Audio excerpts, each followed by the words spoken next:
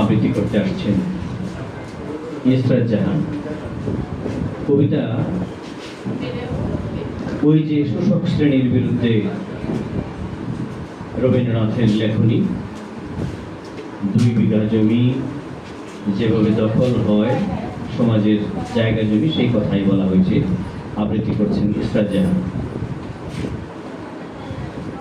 আসসালামু আলাইকুম।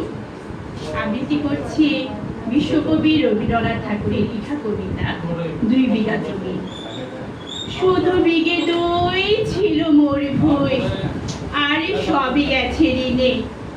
বাবু বলিলেন, বোঝেছ পেন, এই জমি রইব কিনে। কহিলাম আমি, তুমি ভূস্বামী, ভূমির অন্ত নাই।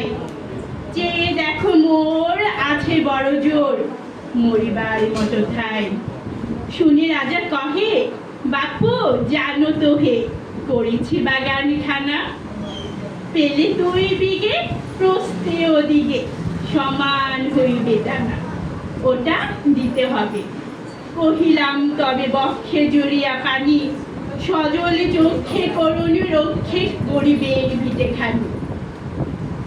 সপ্ত পুরুষ যেথায় মানুষ, সে মাটি সোনারে বাড়া।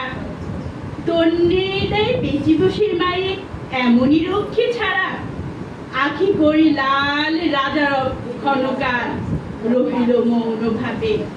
কহিলেন শেষে, কোর হাসি হেসে, আচ্ছা সে দেখা যাবে। পরে মাস দেড়ে ভিটে মাটি ছেড়ে বাহির হইল পথে। করিল ডিকলি সকলি বিক্রি, মিথ্যা দেনার ক্ষতে। এ জগতে হাই সেই বেশি চায়, আছে যার ভুরি ভুরি।